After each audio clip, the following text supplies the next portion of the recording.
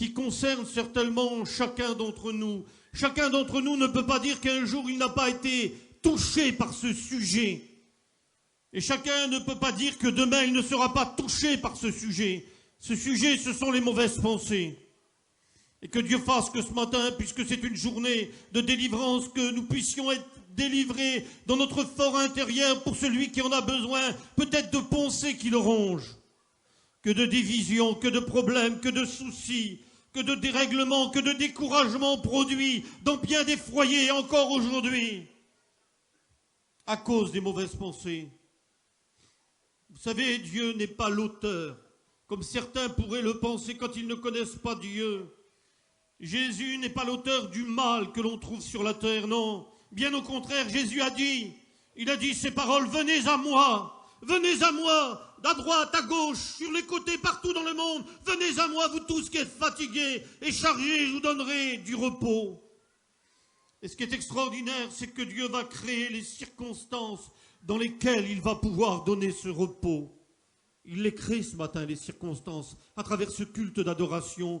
Il les crée pour bénir, car c'est un Dieu de bénédiction. Il les crée pour te parler, il les crée pour te délivrer. Il les crée parce qu'il veut apporter à ta vie ce qui manque ce matin. Alors il a créé ce culte d'adoration, comme il créera chaque réunion, chaque mot de Dieu, pour bénir le peuple de Dieu. Il a dit, si tu crois, tu verras la gloire de Dieu. Eh bien, je crois que ce matin, vous êtes de ceux qui croyaient. Amen. Nous sommes les croyants ce matin. Donc le Seigneur est à sa place et vous, vous êtes à la bonne place, si vous croyez ce matin. Et j'aimerais ce matin opposer la puissance justement de cette parole à tout ce qui pourrait empêcher Dieu d'évoluer, de grandir, de bénir certaines vies. Et pour cela, m'attaquer à la racine même d'un mal profond qui s'appelle les mauvaises pensées. La Bible nous exhorte dans 2 Corinthiens au chapitre 10, verset 5, d'amener toutes nos pensées captives à l'obéissance du Christ. Et dans Philippiens au chapitre 4, verset 8, il est décrit au reste, frères, que tout ce qui est vrai, que tout ce qui est pur, que tout ce qui est vertueux, ainsi que tout ce qui est aimable, digne de louange, soit l'objet de toutes vos pensées. Pourquoi notre pensée doit-elle être gardée par Dieu? Et pourquoi est-elle convoitée par le diable? Eh bien parce que la pensée est le premier lieu stratégique où Satan va essayer d'agir pour essayer de nous atteindre. Et s'il réussit, ne serait-ce qu'à influencer une petite partie de nos pensées, si petite soit-elle, il réussira ainsi à dominer toute notre vie.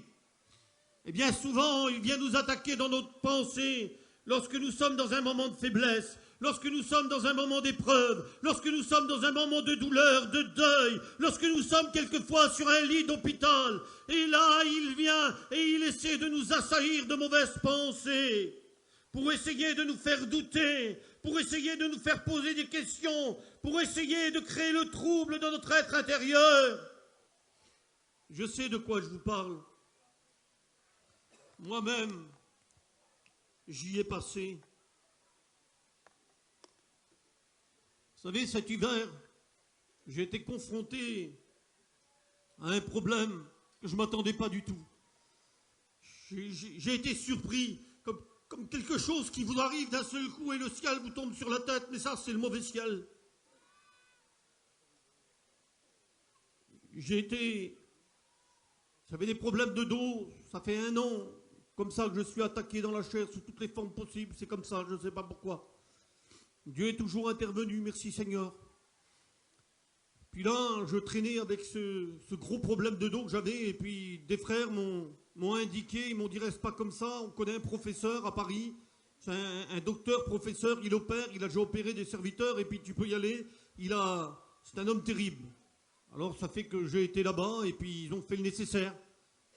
Et puis ils ont commencé à passer eh bien, toutes les radios, et puis, vous savez, là-bas, pour ceux qui ont été à Paris, quand vous avez passé les radios, vous avez un CD, et puis ils passent le CD comme ça dans une cassette, et puis il y a un écran, et puis d'un seul coup, eh bien, je voyais tout mon squelette là. J'étais avec ma compagne, j'avais mon gendre et ma fille qui m'attendaient dans la salle d'attente, et puis je m'attendais au résultat du docteur. Puis j'ai vu que le docteur a changé de physique comme ça. J'ai dit, il y a un problème là. Là, il y a un problème. J'ai dit, qu'est-ce qui se passe, docteur? Il me dit, vous n'avez pas mal dans le haut du rein comme ça? Je dis, non, j'ai jamais eu mal dans le haut du rein. Puis il a zoomé comme ça, et puis d'un seul coup, il a dit, mais regardez, monsieur. Il dit, c'est très grave, très important. Parlez plus de votre mal de dos, vous avez une tumeur. Je dis, qu'est-ce que vous me dites, monsieur? Une tumeur où, monsieur? Et je la voyais bien, effectivement. Je la voyais bien. Et il dit, elle a commencé à ronger la colonne vertébrale. Il dit, c'est très important, monsieur, parlez plus de votre mal de dos. Il faut absolument rentrer à l'hôpital. Le 4 octobre, on était au mois de septembre. Et d'un seul coup, vous savez, on se demande qu'est-ce qui vous arrive, qu'est-ce qui se passe. Et puis dans ma tête, eh bien, d'un seul coup, vous savez, l'ennemi de nos âmes aussitôt se met au travail. Et sur l'écran de ma vie, il a commencé à projeter, eh bien, tout ce qui était négatif. Et tous les problèmes, les difficultés qui allaient m'attendre, les lits d'hôpital. Et il parlait de 6 mois d'hôpital, entre chez moi. Et il fallait analyser, il fallait ça. Et puis le Gajo me parlait, et puis en même temps, eh bien, l'ennemi me parlait. Et j'essayais de m'accrocher à la parole de Dieu, tantôt d'une manière, tantôt d'une autre. Et j'avais l'impression que ça glissait dans tous les sens, de tous les côtés. Et je me disais, mais qu'est-ce qui m'arrive? Qu'est-ce qui est en train de se passer? Et puis d'un seul coup, que Dieu soit béni, une parole est venue forte, plus forte que tous les autres. Cette parole a dit, c'était la parole de mon maître. Ne vous inquiétez pas du lendemain, le lendemain aura soin du même, à chaque jour suffit sa peine. Quelle puissance, la parole de Dieu. Lorsqu'on la rend vivante par la foi, lorsqu'elle s'inscrit comme une vérité dans votre cœur. Et là, d'un seul coup, j'ai stoppé la machine à penser. On peut y arriver, je vous le dis, j'y ai passé. On peut y arriver. Même quand l'ennemi assaille des coups, on peut arrêter les pensées du diable. Par la pensée de Dieu, par la pensée du Christ, par les mots du Christ, j'avais arrêté l'ennemi de parler dans mon âme et déjà la paix commençait à venir. Et là, j'ai réalisé quelque chose. En 2 secondes, ça s'est fait vite, vous savez. C'est comme le film de votre vie qui passe. J'ai dit, non, c'est terminé, je ne m'inquiéterai pas pour demain. Je ne sais pas ce qui m'attend demain. J'ai dit, si c'est mon heure de souffrir, des meilleurs que moi ont souffert avant moi.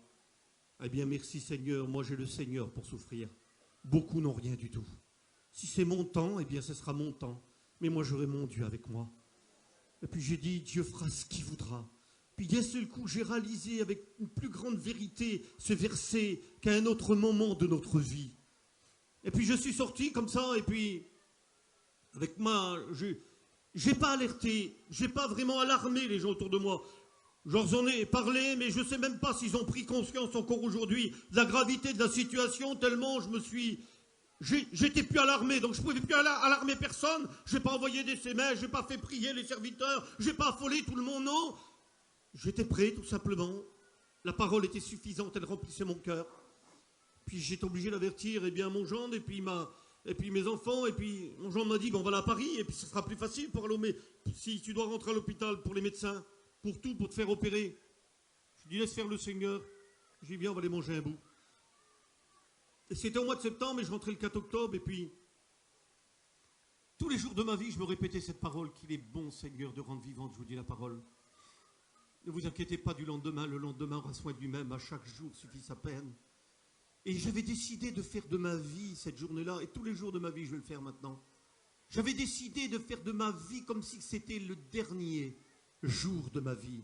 J'avais décidé comme si j'allais mourir demain, je devais vivre aujourd'hui encore plus intensément, encore avec plus de force. Et je me disais en me levant le matin, et si c'était la dernière journée que tu louais ton Seigneur sur la terre, et si c'était la dernière journée que tu priais ton Dieu, et si c'était la dernière journée que tu pouvais aider, aimer tes frères, et si c'était la dernière journée que tu pouvais leur tendre la main, eh bien fais de cette journée une grande fête, comme si c'était la dernière journée, et puis que cette journée soit la plus belle pour toi. Et puis alors j'ai compris une chose, j'ai compris que de chaque jour, eh bien nous pouvons faire une grande fête pour Dieu, quelle que soit la situation que nous traversons. Et j'avais pris la décision d'ôter de ma vie 2 jours, ou de ma semaine 2 jours. Et je vous invite à faire pareil, c'est un conseil spirituel. J'ai ôté de ma vie désormais 2 jours, de ma semaine 2 jours. C'est hier et puis demain. Parce qu'hier, je l'avais compris, Dieu me l'avait donné. Hier est passé, je ne pourrai plus rien changer à hier. Vous ne pouvez plus rien changer à hier. Vous ne pouvez plus rajouter une parole. Vous ne pouvez plus changer une action. Ce qui a été fait hier a été fait hier. Et vous pouvez, que Dieu soit béni, que vous repentir aujourd'hui, car chaque jour c'est jour des grâces. Mais hier, vous ne pouvez plus le changer. Et demain, on ne sait pas ce qu'un jour peut enfanter, il ne nous appartient pas, il appartient à Dieu. Demain, vous ne pouvez rien y faire, vous ne pouvez que le remettre entre les mains de Dieu. Donc j'ai décidé que dans ma semaine, eh bien il y a 2 jours, je ne m'occuperai plus. C'est hier et puis demain. Et je voulais vivre aujourd'hui pour Dieu. Et tous les jours de ma vie, je veux vivre mes jours aujourd'hui pour Dieu. Que de personnes se sont gâchées leur aujourd'hui pour Dieu, parce qu'ils se sont chargés des fardeaux de demain, ils se sont chargés des fardeaux d'hier, et le diable, eh bien, il fait peser une condamnation, et à cause de cette condamnation, on vit mal nos aujourd'hui avec Dieu, ou alors on vit dans la crainte et dans la peur de demain, et à cause de cette peur, à cause de ces troubles, eh bien, on vit mal et on gâche nos aujourd'hui avec Dieu. Ne gâchez plus vous aujourd'hui avec Dieu. Rendez vivante la parole de Dieu. Ne vous inquiétez pas du lendemain. Le lendemain aura soin de lui-même. Chaque jour suffit sa peine. Et chaque jour de ma vie, je veux vivre la parole plus que jamais. Une décision a été prise par les frères du conseil de direction de mettre l'accent sur sa parole. Dans cette retraite spirituelle, eh bien c'est sur la parole qu'on mettra l'accent ce matin. Amen. Ne croyez pas ce matin, vous savez, ne croyez pas que d'un seul coup, eh bien, tout peut se faire par miracle. C'est vrai que le miracle, il existe, il est là, mais on doit s'attacher à la volonté du Seigneur.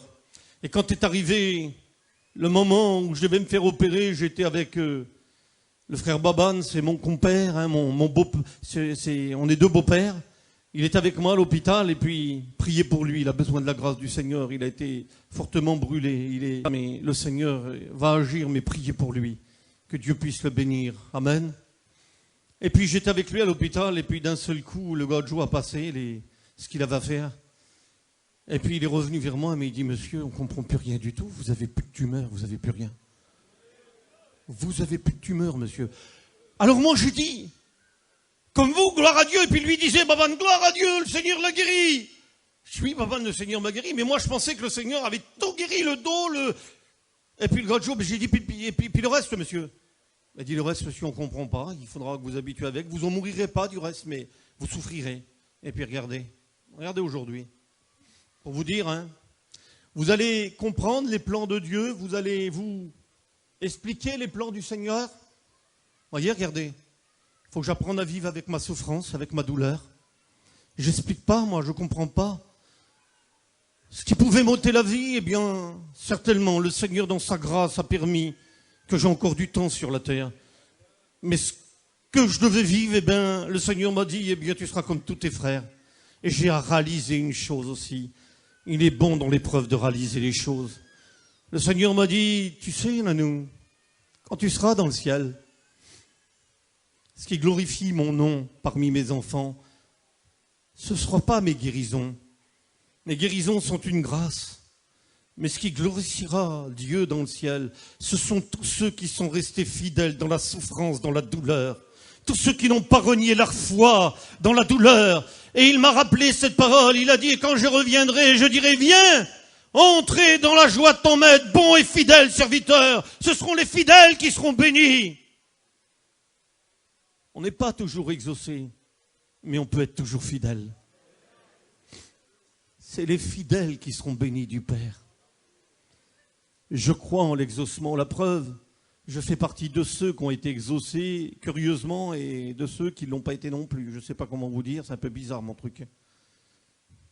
Mais Dieu n'est pas bizarre, lui, vous inquiétez pas, il sait ce qu'il fait. Eh bien, Dieu peut tout. Et ce matin, il peut tout pour toi.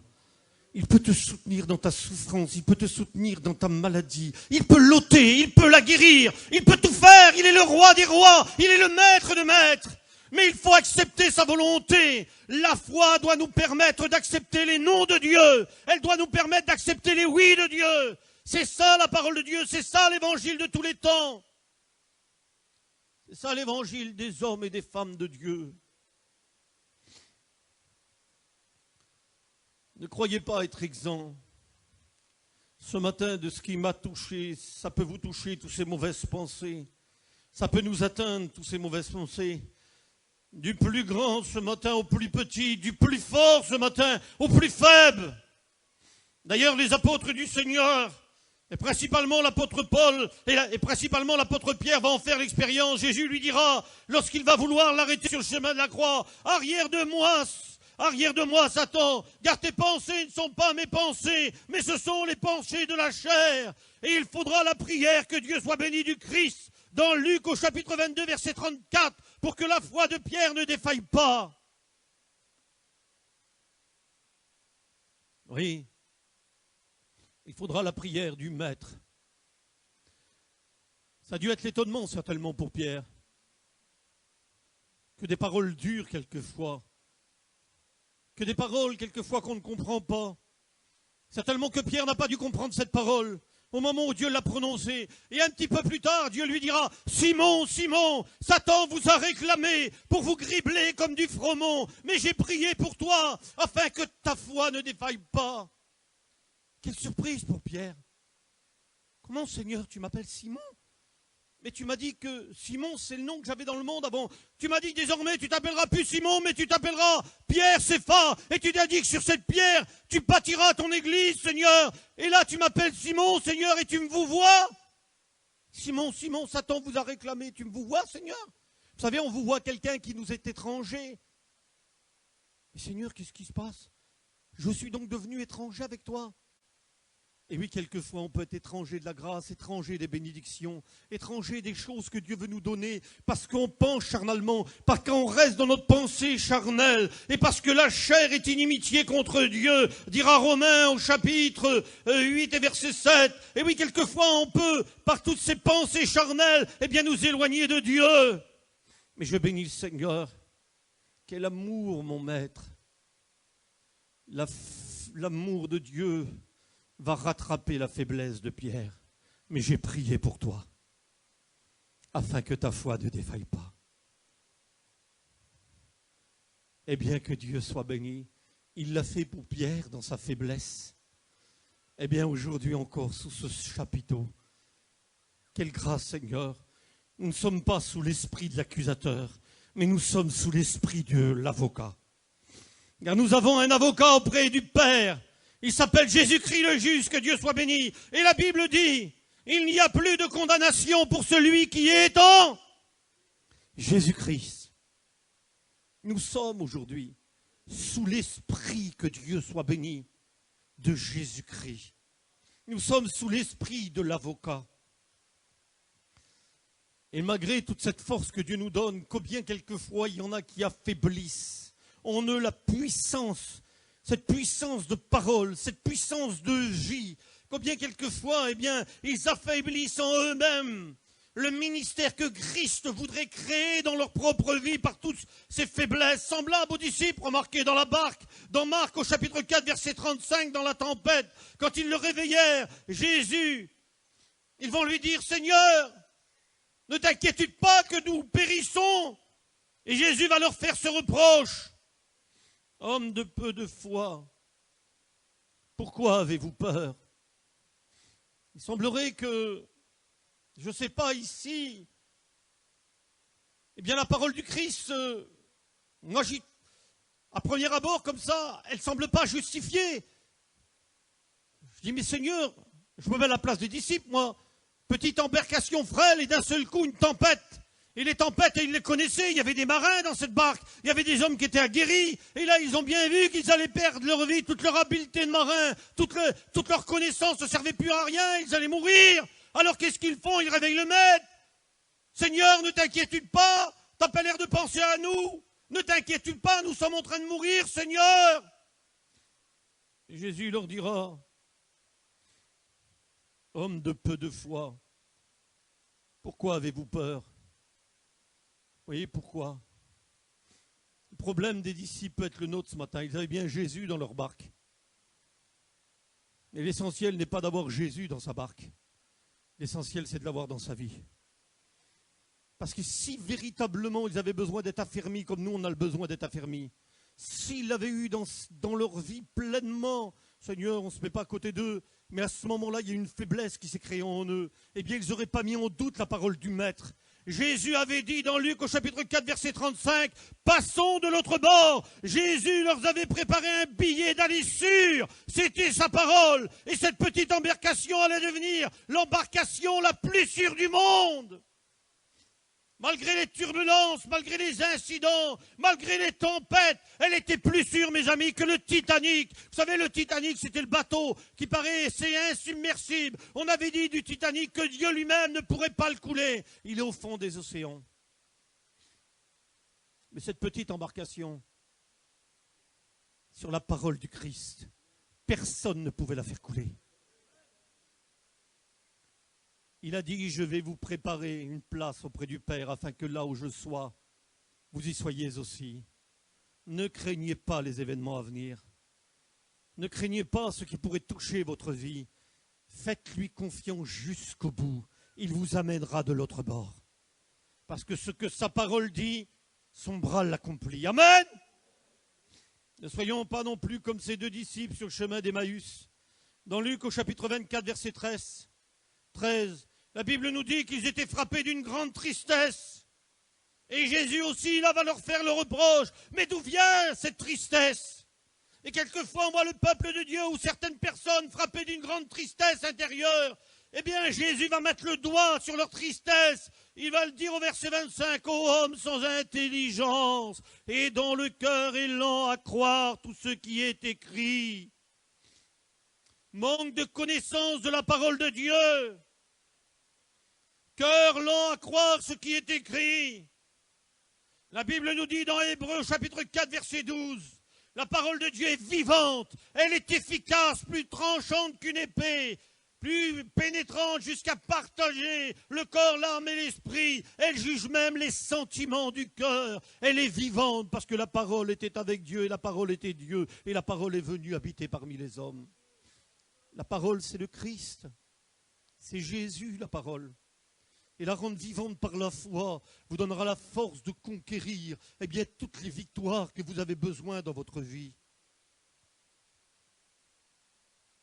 C'est incroyable. Vous savez, on a le meilleur médicament du monde. On a le meilleur professeur du monde. On a la meilleure thérapie du monde. On a certainement, et elle a fait ses preuves, cette thérapie, il a fait ses preuves, ce médecin, il a fait ses preuves, ce grand professeur, son bistouri, avant même que les hommes, vous avez vu aujourd'hui, on emploie des sommes extraordinaires pour que médicalement, le progrès avance et pour soigner les hommes. Mais il y a plus de 2000 ans que Dieu soigne les hommes de maladies diverses, sans que l'homme débourse un sou, et que cela soit fait gratuitement. Il a juste à saisir par la foi la parole de Dieu. Et cette parole, lorsqu'elle est saisie par la foi, elle rend vivante le miracle dans la vie. Ne soyons pas comme les Hébreux. Vous savez, ne soyons pas comme ce peuple. Il nous est écrit dans les Hébreux, chapitre 4 et verset 2, que la parole ne leur servit de rien parce qu'elle ne trouva pas de foi chez ceux qui l'écoutaient. C'est ce que nous dit la Bible. Elle nous dit qu'en ce temps-là, la bonne nouvelle ne leur servit de rien. Pourquoi? Parce que ceux qui l'écoutaient, n'avait pas la foi pour la recevoir. Si tu as la foi, tout devient possible à celui qui croit. Dans Ésaïe, au chapitre 53, verset 5, il a dit, « C'est par mes meurtrissures que vous êtes guéris. » Est-ce que vous y croyez? Vous y croyez? On va se laisser conduire par l'Esprit de Dieu. Parce que vous y croyez. Parce que ce matin, vous avez la foi. Parce que Jésus est prêt à répondre à l'écho de votre foi. Ce matin, tous ceux qui sont malades vont se lever. On va prier pour eux. Croyez que vous allez recevoir. Si vous souffrez dans votre corps, levez-vous. Levez-vous. Vous savez, moi, je ne sais pas ce que Dieu va faire ce matin. Il est maître. Moi, je vais l'enlever, ce corset. Puis je vais faire confiance à Dieu. Je ne sais pas ce que Dieu va faire. S'il veut me garder avec ma souffrance, que son nom soit béni. S'il veut me guérir, que son nom soit béni. Mais moi, je veux croire. J'ai la foi. Et jusqu'au bout, je croirai qu'il peut tout. Et que dans sa force et sa puissance, il va bénir ceux qui ont un cœur humilié devant sa face. On va prier le Seigneur. Seigneur, devant ta face, Seigneur Jésus-Christ, nous nous tenons. Devant le roi des rois, Seigneur, nous sommes ce matin. Devant celui qui a la puissance, Seigneur, le rocher de tous les siècles. Tu es, Seigneur, ce grand médecin sans bistouri, Seigneur. Tu réponds à la foi de ceux qui t'attendent à toi. Seigneur, sous ce chapiteau, Seigneur, c'est la foi, Seigneur, qui monte vers toi.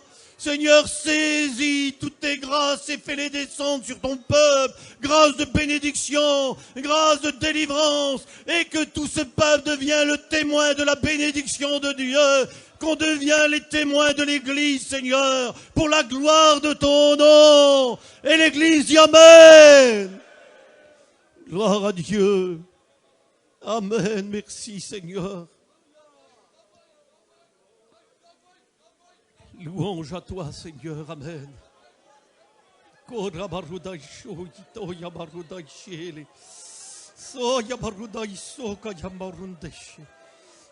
à ton nom, Seigneur. Seigneur, Esprit Saint, Seigneur. Tu bénis, tu agis avec force, Seigneur. Guérison, Seigneur, tu la manifestes dans ton peuple ce matin. Pour la gloire de ton nom, tu le fais, Seigneur. Gloire à Dieu, Amen. Merci, Seigneur. Qu'à lui revient toute la gloire, Seigneur. Merci, Seigneur. Vous avez besoin de guérison, croyez que vous l'avez reçu. D'autres ont besoin d'autre chose. Alors on va continuer. On va continuer pour d'autres besoins dans le peuple. Vous savez, j'apportais ce message de Dieu quelque temps dans une église, puis le serviteur de Dieu disait, mon frère, cette parole de Dieu, eh bien, elle a touché mon cœur. Mais tu comprends, mon frère, j'ai pas pu lever ma main parce que, tu as vu, je suis responsable de l'église et puis c'est difficile de s'afficher. J'ai dit, mon frère, tu sais, la faiblesse n'est pas le péché. Et puis c'est pas parce que tu montes 2 marches qu'on n'est pas attaqué comme le peuple. Toi aussi, tu as besoin de t'humilier. Toi aussi, tu as besoin de connaître la force du Seigneur. Toi aussi, et plus que jamais, on le sait que les serviteurs sont attaqués. Les premiers, ceux qui sont en première ligne, c'est nous. Et puis vous aussi, les chrétiens, les chrétiennes, mais tous ceux qui sont dans le service de Dieu, croyez-le, l'ennemi essaie de les abattre et que de mauvaises pensées, quelquefois, eh bien, ne loupez jamais une bénédiction. Moi, j'ai toujours dit, ni l'enfer, ni Satan, ni les démons ne pourront m'empêcher de me lever quand Dieu me parle. Pour bénir ma vie. Et Dieu nous parle pour nous bénir ce matin. Amen. Eh bien, entrons ensemble dans le vif de cette méditation, les mauvaises pensées. Aimeriez-vous ce matin, une question que je vous pose, que vos pensées du dernier mois que vous avez passé, vous savez, soient montrées sur un écran géant. Allez, un grand écran géant comme ça, qui serait dressé ici, et puis d'un seul coup, sur l'écran géant, eh bien, serait projeté au milieu du chapiteau, eh bien, 1 mois de vos dernières pensées dans le secret que vous avez eu. Eh bien, je crois que beaucoup quitteraient ce chapiteau. On n'aimerait certainement pas montrer à nos amis, à nos familles, peut-être à notre compagne, même à nos compagnons, et il y a ceux qui nous entourent, eh bien, ce que nous avons pensé pendant 1 mois sur l'écran de notre vie. Cela doit nous faire réfléchir et réaliser surtout que Dieu connaît toutes nos pensées. Il est écrit dans les psaumes au chapitre 94, verset 11, « L'Éternel connaît toutes les pensées des hommes, et il sait que ses pensées sont vaines. » Vous savez, la personnalité de l'homme est très complexe, car il peut y avoir 2 personnes dans une. La première, celle que tout le monde voit, moi c'est facile, je vous vois tous, c'est la première ça. Ça c'est la première personne. Je vous regarde, je vous vois tous là, c'est merveilleux. Vous me paraissez tous être des anges. C'est merveilleux, gloire à Dieu. Et puis il y a la deuxième personne. Elle est plus complexe. Celle que personne ne voit. C'est celle de l'intérieur. Personne ne la voit sauf Dieu. C'est elle qui pense et que personne ne peut détecter ni voir. Même pas votre compagne, même pas vos enfants, même pas les gens les plus proches à côté de vous. Vous savez, on peut être très fort en apparence et être très faible intérieurement. C'est possible, hein? Nous, on se fie à l'apparence, mais Dieu connaît intérieurement la personne.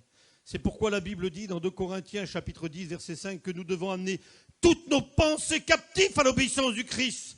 Car celui à qui on donnera le droit de contrôler nos pensées, eh bien, va contrôler notre vie tout entière. Il y a une loi établie. Depuis la fondation du monde, cette loi a été établie. Depuis que Dieu créa l'univers, c'est comme ça que ça fonctionne et c'est comme ça que ça marchera. Les puissances de la pensée ont toujours dominé les puissances physiques.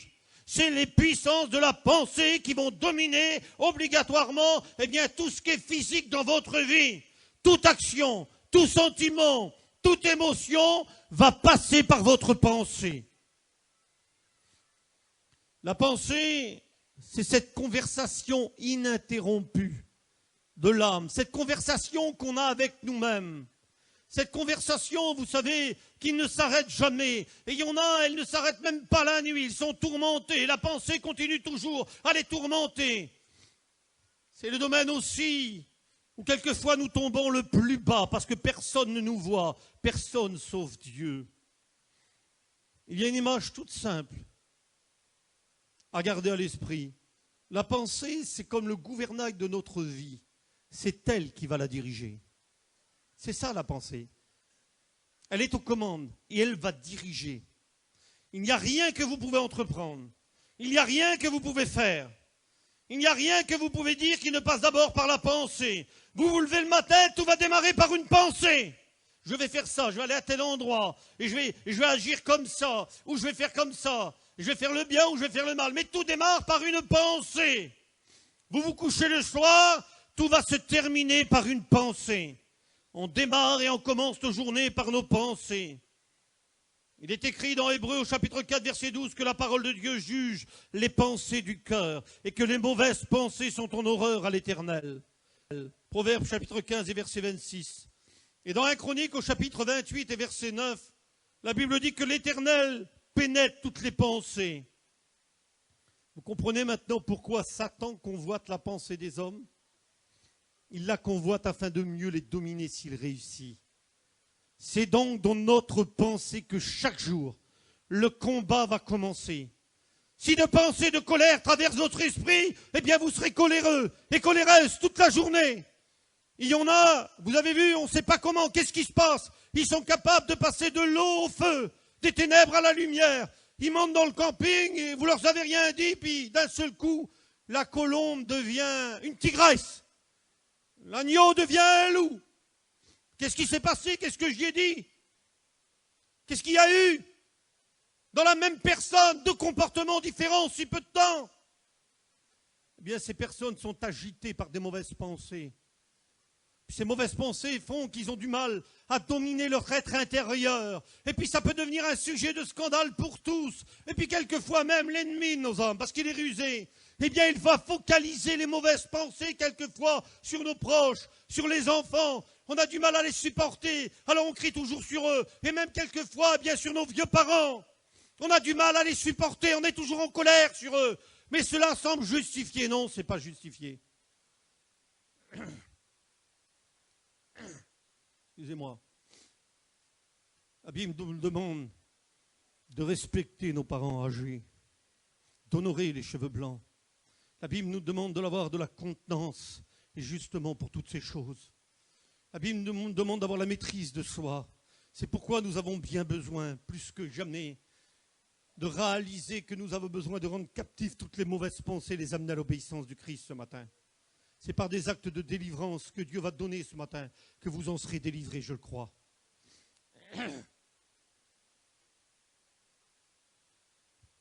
Il y en a vont être animés par des pensées de jalousie. C'est terrible, mes amis, quelqu'un qui est jaloux, quelqu'un qui est jalouse. On soupçonne le mal. On voit le mal partout. On voit le mal là où il n'y est pas. On voit le mal chez nos frères, on voit le mal chez nos sœurs, on voit le mal chez notre compagnon, notre compagne. Et puis il y en a, eh bien, ils rendent leur vie épouvantable. Ils rendent la vie des leurs épouvantable. Parce que, eh bien, ils soupçonnent le mal partout, ils le voient partout, parce qu'ils sont animés d'une mauvaise pensée, de la jalousie. Et il y en a, c'est d'autres pensées. C'est des pensées de convoitise. Oh, ça c'est terrible, les pensées de convoitise. Que de foyers perdus à cause des pensées de convoitise. Il commence à envahir l'être tout entier. Le diable commence à dresser aussi un mauvais film. Et vous allez vouloir posséder, vous allez vouloir, eh bien, et vous allez vouloir garder, et puis vous allez entrer dans des pièges, dans des douleurs, des soucis. Vos pieds vont courir vers le mal. Parce que vous allez être animé de mauvaises pensées, de convoitises, d'autres encore envahis par je ne sais quelle mauvaise pensée. Eh bien, broie du noir toute la journée. On ne sait pas ce qui se passe. Toute la journée, ils sont là. Ils ont l'air d'avoir la tête dans les talons. Tout va bien, leurs enfants vont bien, leurs familles vont bien. Et puis, ils sont toujours, ça ne va jamais. Pas assez de sel, pas assez de poivre. Pas assez cuit, pas assez... Ça ne va jamais. Ça ne va jamais. Ils ont une étiquette chrétien. D'autres vont dévaluer leur personne. Le diable essaie de les dévaluer, c'est la frustration. On s'imagine. Terrible imagination. Vous savez, dans le mot imagination, il y a le mot image. La Bible dit, tu ne te feras pas d'image taillée. Alors vous allez me dire, oui, mais nous, peuple de Dieu, on n'a plus d'image taillée, on n'a plus de saintes, on n'a plus de saints. Oui, mais quelquefois, dans notre cœur, il y a encore des images taillées. Quelquefois, le peuple a gardé des images taillées et ils sont bien là. Le diable, par des mauvaises pensées, a figé quelquefois des images en nous. C'est l'image qu'on va se faire de l'Église. On la voit comme ça et pas autrement. Et puis si l'Église ne correspond pas, eh bien ce que nous, on attend ou ce que nous on voit, eh bien c'est la faute du pasteur. Et puis c'est la faute du conseil de direction. Et puis c'est la faute des organisateurs. Et puis c'est la faute d'un tel. Et puis c'est la faute de lui. Et c'est la faute de l'autre. Parce qu'on s'imagine, on s'est imagé, nous. Et puis on voit l'Église comme ça et comme ça. Et d'autres encore pire, se sont fait une image de Dieu. Ils se sont créés leur propre petit royaume. Et dans leur petit royaume, ils font régner leur petit Dieu à eux. Ils règnent juste dans leur royaume à eux. Alors Dieu est comme ça, il pense comme ça, il vit comme ça, il voit comme ça. Et on empêche Dieu d'évoluer, on empêche Dieu de cacher les barrières, on empêche Dieu de grandir dans notre vie. D'autres encore vont se faire une image de leur prochain. C'est ce que le diable essaie de faire des images taillées dans les vies. On va commencer à regarder le prochain avec un œil de travers. T'as vu un tel, t'as vu un tel? Et puis alors on va commencer à mettre en porte-à-faux la parole de Dieu. Parce que la parole de Dieu nous appelle à aimer, nous appelle à pardonner. Eh bien, par ces mauvaises pensées, nous allons mettre en porte-à-faux ce que la parole de Dieu dit. Et puis l'autre, on va le regarder de travers. T'as vu, il est passé à côté de moi, il m'a pas dit bonjour. T'as vu, hein? Je l'ai vu, hein? Oui, mais peut-être que lui, t'as pas vu, mais toi, tu l'avais vu sûrement. Donc c'est à toi de venir vers lui. Oui, mais la mauvaise pensée, eh bien, fait qu'on se fait une image taillée de notre prochain, puis on s'imagine qu'il est comme ça, et puis on le fige. Eh bien que Dieu fasse que ce matin, toutes les images taillées puissent être cassées, brisées par la puissance de l'Esprit de Dieu. Je veux dire, on s'imagine quelquefois aussi, le diable fait dévaluer notre personne. Comme je vous le disais, c'est la frustration. On s'imagine que les autres, eh bien, sont mieux que nous, prient mieux que nous, sont meilleurs que nous. On s'imagine même que les autres sont plus aimés de Dieu que nous. Alors on devient, vous savez, eh bien, on se retranche. Et puis on s'imagine, eh bien, des choses qui n'existent pas. Parce que vous savez, Dieu n'a pas de préférence. Hein. Avec le respect que je dois à tous les frères du conseil de direction, comme aux plus jeunes, là, ici, Dieu n'a de préférence que celui qui fait et accomplit sa volonté. Là, voilà la préférence de Dieu. Dieu n'a pas de petit chouchou parmi nous. Dieu vous aime d'un amour éternel. Il vous aime d'un amour particulier. Il vous aime comme vous pouvez aimer chacun de vos enfants. Et sache ce matin que Dieu ne fait aucune différence, car chacun est unique aux yeux de Dieu, comme le change chacun de nos enfants. Comprenez que c'est important ce matin, ce message. Dominer nos pensées, c'est réussir votre vie avec Dieu. Vous savez, les pensées n'aiment pas rester seules. Elles vont s'appeler les unes les autres. Vous verrez qu'une pensée, elle reste jamais seule. La peur va appeler la crainte va appeler le doute va appeler la faiblesse va appeler le manque de foi, l'égoïsme va appeler la dureté de cœur, l'envie va appeler la jalousie va appeler la haine, le péché, la médisance. C'est comme une chaîne, si vous tirez sur un maillon, tous les autres viennent. Un homme m'a dit un jour que le péché était une famille nombreuse, mais je peux vous dire que les pensées sont aussi une famille nombreuse. Et Dieu seul sait qu'elles sont nombreuses lorsqu'elles ne sont pas arrêtées dans une vie. Écoutez un jour l'Éternel va demander à Ésaïe de crier très fort. Vous le verrez dans la parole de Dieu. Il va dire à Ésaïe, crie très fort, Ésaïe. Ésaïe 50, chapitre 59 et verset 5. Écoutez pourquoi. La Bible dit, parce qu'il couvait des œufs de basilic, des œufs de vipère. Il tissait des toiles d'araignée. Celui qui en mange meurt, dit Dieu. Et s'il en brise un, il en sort une vipère. Image saisissante du dégât que font les mauvaises pensées dans une vie. Il couvait des œufs de vipère, il tissait des toiles d'araignée. C'est ce que font les mauvaises pensées.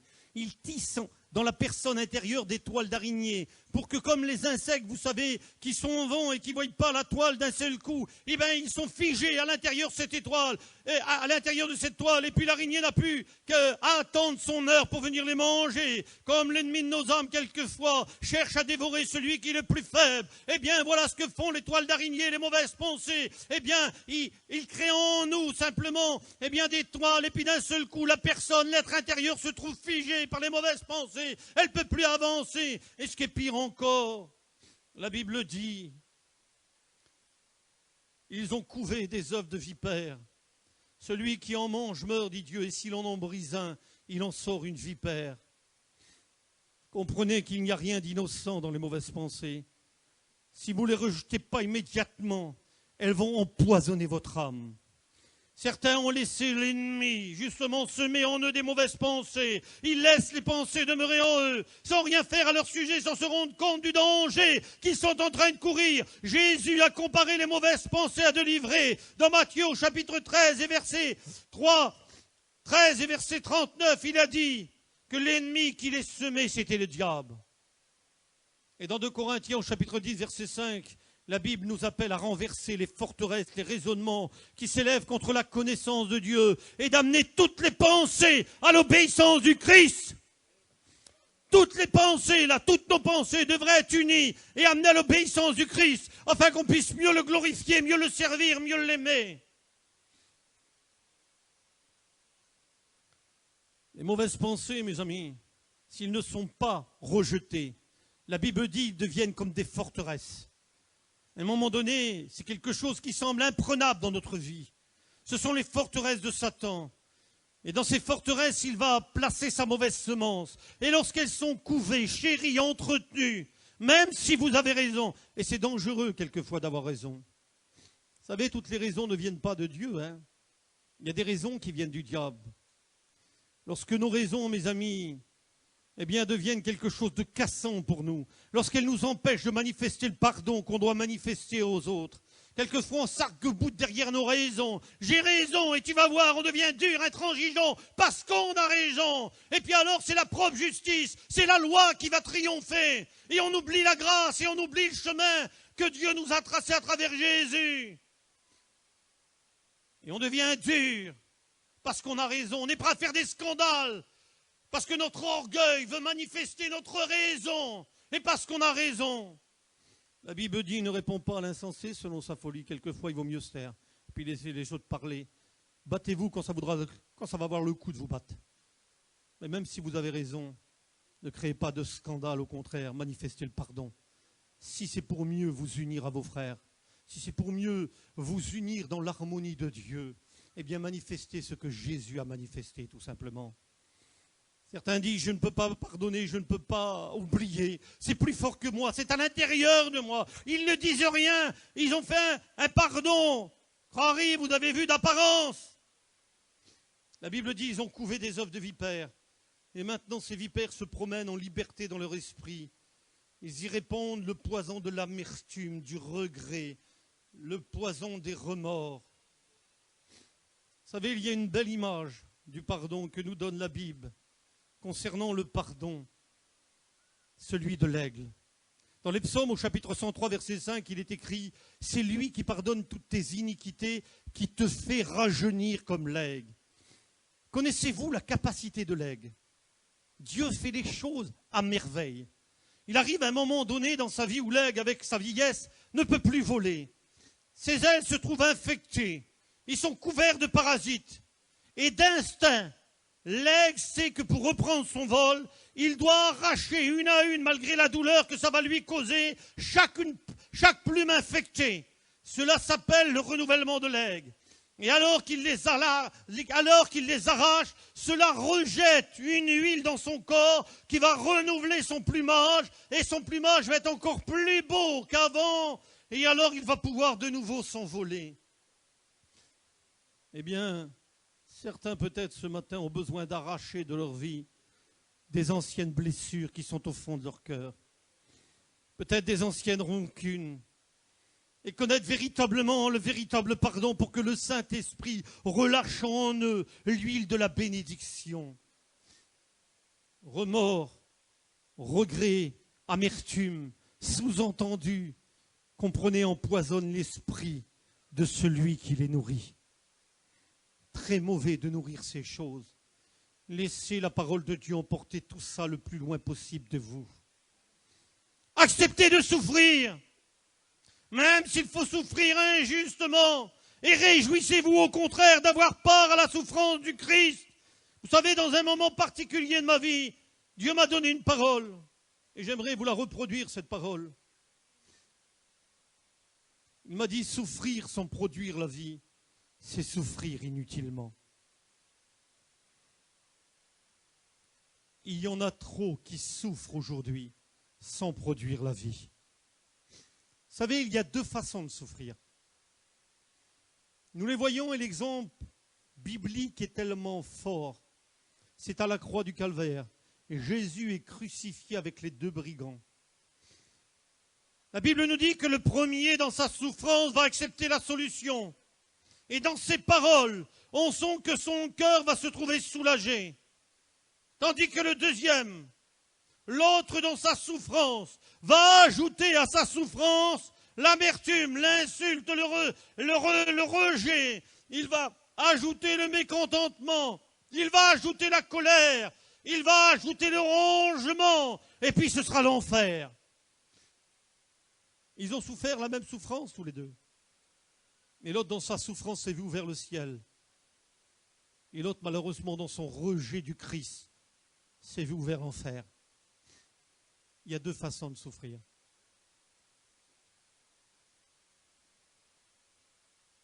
Je vous dis quelquefois, il faut accepter. Et pour accepter, il faut comprendre le plan de Dieu. Dernièrement, j'ai accompagné une personne dans les derniers moments de sa vie. Et je me permets de vous le dire parce que je sais que la famille est consentante pour que ce témoignage, qui est à la gloire de la personne qui est partie près de Dieu, soit donné. Et cette personne, au départ, avait une crainte d'affronter cet inconnu. Elle était chrétienne, elle était devenue chrétienne, mais c'est normal, elle avait cette crainte, et puis il fallait l'accompagner pour passer ce saut. Et le seul moyen de l'accompagner, ce n'était pas mes mots, vous comprenez bien, je m'appuyais sur la parole de Dieu, et puis quand je venais, eh bien, je lui faisais découvrir de tout ce qu'il attendait dans le ciel. Je lui parlais justement eh bien, de toutes les merveilles que se trouvaient, eh bien, et qu'elle allait voir lorsque le Seigneur eh bien, allait venir, que Dieu soit béni. Et puis, on sentait que ces paroles rassuraient, bénissaient son cœur. Et puis quand, pour aller la voir, j'étais obligé de passer dans un service très dur où il y avait beaucoup de souffrance, et je lui disais... C'était la sœur à notre frère Bouloum, elle avait 54 ans. Et je lui dis, tu sais Monique, quand je passe là, j'entends des souffrances, des cris, des douleurs. Regarde quel privilège, tu as les mêmes souffrances, tu as les mêmes cris, mais toi tu connais le Seigneur. Et toi tu n'auras pas la même destinée qu'eux. Et quand je lui parlais du ciel, j'ai dit, quel baume, quelle huile précieuse. Elle faisait partir ses enfants. Partez comment j'arrivais, partez, elle disait à ses enfants, partez, laissez-moi tout seul avec lui. Et elle me disait, ça fait du bien dans mon cœur, ça m'enlève la souffrance. On ne rendez pas compte la puissance de Dieu. Ça enlevait la souffrance de son cœur quand on lui parlait du ciel. Et je lui ai dit, tu verras Monique, tu verras la gloire de Dieu se manifester dans cette chambre. Dieu me l'a dit, tu la verras. Et puis au moment où elle est partie, moi j'étais obligé de m'en aller, parce que j'étais veillé à un autre garçon. Et puis, elle m'a demandé à la famille que je vienne. Et il a dit, mais il n'est pas là, il est parti. Et puis... elle a dit ces mots, ces paroles, quelle beauté, l'évangile, Seigneur, quelle force, quelle puissance, je ne sais pas, moi je me mettrais par terre, je ne sais pas ce que je ferais. Seigneur, quelle grandeur d'appartenir à Dieu, vous vous rendez compte? Elle a dit, mais vous ne les voyez pas les anges, ils sont là les anges, vous ne les voyez pas vous, mais ils sont là, ils viennent, et puis d'un seul coup, elle a fermé les yeux avec un sourire, elle leur a fait un signe, elle est partie près de Dieu. Souffrir avec Dieu, c'est un boulevard de bénédiction. C'est un boulevard, Seigneur Jésus-Christ, que Dieu nous donne, que Dieu soit béni, où toutes les grâces sont données. Il est temps que ce matin, parce que c'est ce que fait le diable quelquefois, il t'a peut-être entretenu dans ta douleur, il t'a peut-être entretenu dans ta peine, dans ton deuil. Vous savez, il y a des gens, ils s'imaginent parce qu'ils vont enlever leur deuil, eh bien ils aimeront plus leur personne. Quelle folie, mes amis, c'est une pensée du diable. Il y a des personnes, ils veulent parce que par respect pour leur personne qui est partie, ils veulent continuer à souffrir. Quelle folie, et ça c'est arrivé à des chrétiens. Quelle folie, mes amis.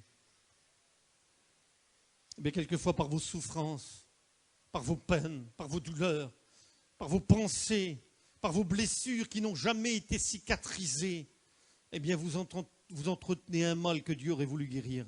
Et ce matin, il est venu vous dire, je viens vous guérir. Il dit, j'enverrai ma parole et je vous guérirai. Quelle puissance, il veut consoler, il veut relever ceux qui ont le cœur brisé. Écoutez, voici ce que dit l'Éternel dans Jérémie au chapitre 29, verset 11. Je connais les projets que j'ai formés pour toi, dit l'Éternel. Projets de paix et non de malheur, afin de te donner de l'avenir et de l'espérance. Amen. Et j'aimerais terminer, beaucoup de choses à dire. J'aimerais terminer pour ceux qui peut-être sont pris par d'autres pensées, des pensées de peur quelquefois. Vous savez, nous pouvons tous souffrir de la peur.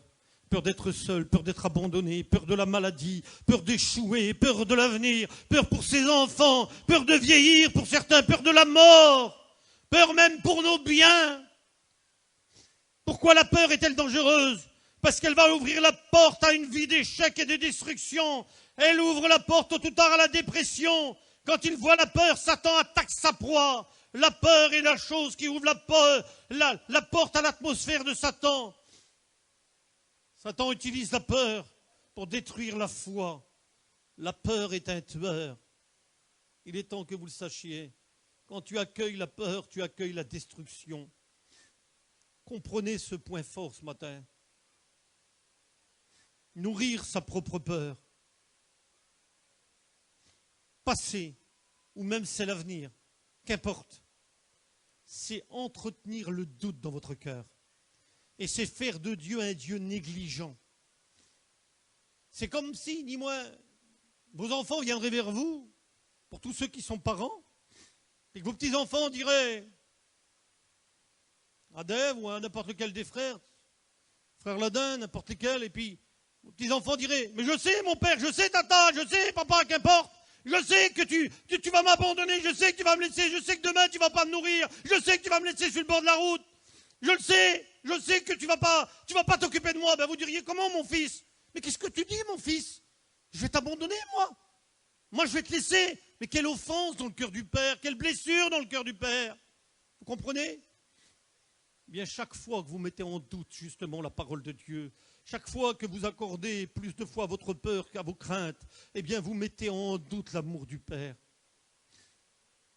Ne doutez plus de ce qu'il veut vous donner. Et je terminerai par une mise en garde.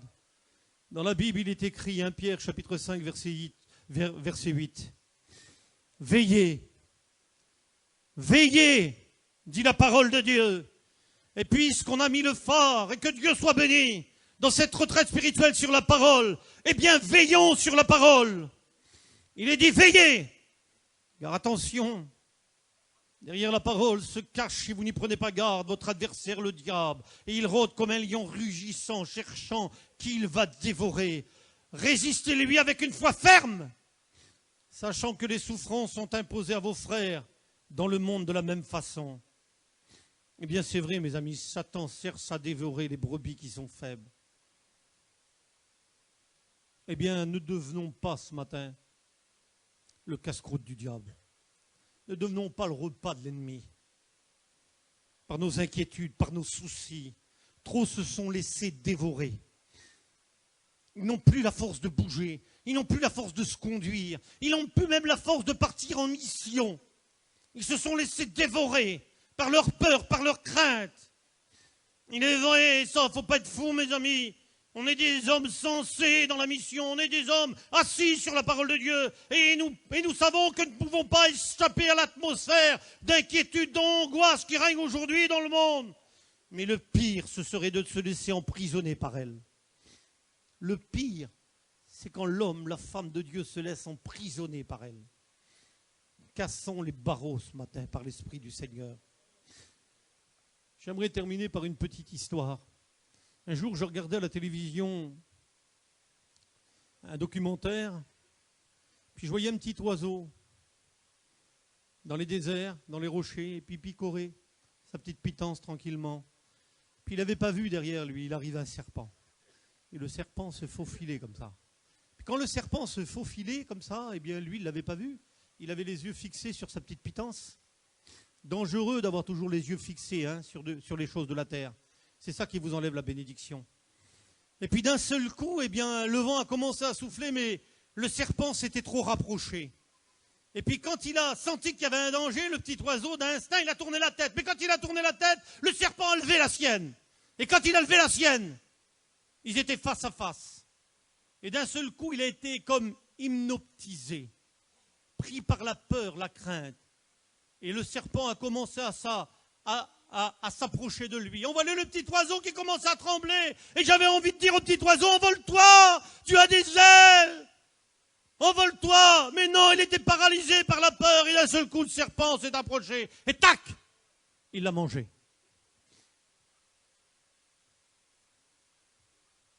Jésus a dit dans Matthieu au chapitre 6, verset 26, « Regardez les oiseaux du ciel, ils ne sèment ni ne moissonnent, et votre Père céleste les nourrit. Ne valez-vous pas beaucoup plus qu'eux ?» Nous valons beaucoup plus qu'eux ce matin. Alors si ce matin, quelques-uns dans la foi, on va prier le Seigneur, on va courber les fronts ce matin tous ensemble. Si quelqu'un veut triompher ce matin du piège de l'inquiétude, Jésus a dit, sans moi, vous ne pouvez rien faire. C'est par des actes de foi que des hommes, des femmes ont saisi toutes les grâces que Dieu leur donnait. C'est par des actes de foi. La parole, on a mis l'accent sur la parole, mais la parole ne trouvera d'écho que si la foi est dans votre cœur. Jésus est là, lui il est prêt à bénir. Mais avez-vous assez d'humilité pour vous afficher? Ce matin, si tu en as besoin, lève la main, on va prier pour toi. Que Dieu soit béni, le Seigneur vous voit. Que Dieu soit béni, le Seigneur voit son peuple. Que Dieu soit béni, si tu as besoin de cette grâce particulière. Seigneur, j'ai besoin, Seigneur, d'être renforcé, Seigneur. Augmente la foi comme les disciples ont demandé pour que je puisse chasser, Seigneur, toutes les mauvaises pensées. Seigneur, j'ai besoin de ta grâce. J'ai besoin de toi. On a besoin de s'afficher devant Dieu, devant la parole de Dieu. Que ceux qui ont levé la main se lèvent maintenant. Levez-vous. Levez-vous, on va prier le Seigneur ensemble. Merci, Seigneur. Je te loue, je te bénis, Père. Je te loue parce que par le moyen de ta parole, Seigneur, ce matin, Seigneur, tu fortifies ton peuple, Seigneur Jésus. Tu es le seul, Seigneur, qui peut apporter les délivrances qu'ils attendent. Toi, tu les connais dans les secrets de leur cœur. Quelle que soit la délivrance, quelles que soient les mauvaises passées, Seigneur, ce matin, ils sont chassés dans le nom de Jésus. La force est donnée à ton peuple. Il se lève, Seigneur, comme un seul homme devant toi, Seigneur, et tu leur accordes la bénédiction, toutes les délivrances dont ils ont besoin. Ta parole s'accomplit maintenant dans leur vie, pour la gloire de ton nom. Et l'Église dit Amen. Louez le Seigneur ce matin, Amen.